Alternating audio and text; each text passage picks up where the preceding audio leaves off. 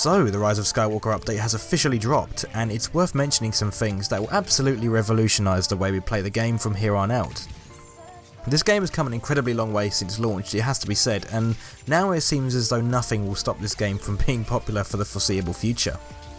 Now, I've spent some time playing the Sith Trooper today, and I can tell you right now they mean business. There are so many different ways you can take down enemies with this class, and there are some very powerful combos, my favourite being the secondary fire ability followed up by the grenade to send enemies flying. The primary fire for the Sith Trooper is also pretty beefy as well. It can almost act as a crowd control because it does so much damage at range and is still very accurate. Now, I haven't tried the Ovisian Gunner yet, so I haven't really formed an opinion thus far, but it seems like quite an interesting character. The Jet Trooper. Now, this is a class that has always seemed kinda boring for me, but no longer, because the First Order Jet Trooper can stay in the air for such long periods of time, and if you use the jetpack ability in short bursts and sparingly, you can maintain the altitude and fuel to spend more time whizzing around enemies above your heads. This is especially helpful when you combine the grenade launcher ability with this. You can wreak absolute havoc on groups of enemies to clear out objectives really fast, and maintain dominance in the sky. I haven't played the Cafex, I don't know how you say that, the Cafex Spy yet.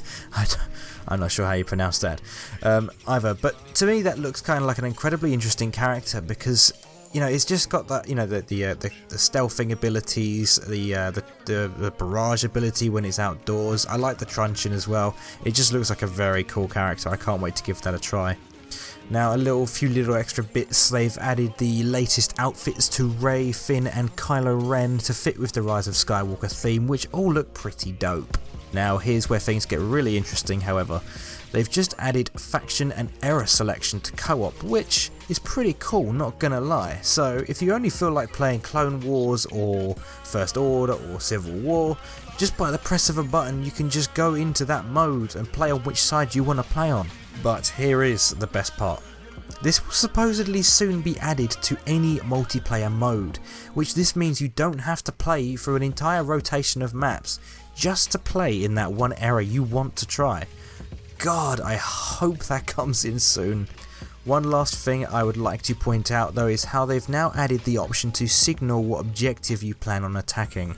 This kind of should have been added in the game from day one, but it's cool I guess. I'm not going to complain about them adding it, it just seemed like something so simple, Now, this will completely change the feel of the game to an extent, at least for the First Order era, because there are so many new characters on each side, and if they do indeed add the option to choose what era and faction you want to play, that will make the game so much more enjoyable, because there's sometimes you just hop on and you don't always feel like playing all the eras. You might hop on one day and just fancy playing Clone Wars, and I don't want to play for over an hour on the First Order maps and Civil War maps just to then play on Clone Wars.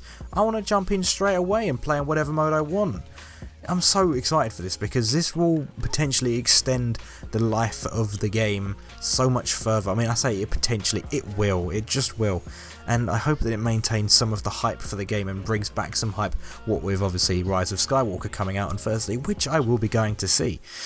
But not only that, the more important thing, and I know I keep banging on about this, but if they do want to make a Battlefront 3 in the future, this is the time to really show the company, like we don't know who they're called, EA, or DICE, whichever one you want to say, but this will prove to them that we do want more content. I mean, I know people keep saying just improve Battlefront 2, but I feel like they need to take steps further, they need to up the ante more. Like, the next game needs to have bigger modes and, a bigger scale to everything, but also make it more for the casual audience. I don't know, Battlefront is for the casual audience, but I mean more like, it's more relaxed, a bit like how Battlefront 1 was, Battlefront 2015 was. It was like just less focused on tactics and just, more just do your own thing and enjoy the game, and I really want more of that, and that's the one thing that Battlefront 2 kind of lacks in my opinion. It's just a bit too tactical, it takes some of the fun out sometimes, but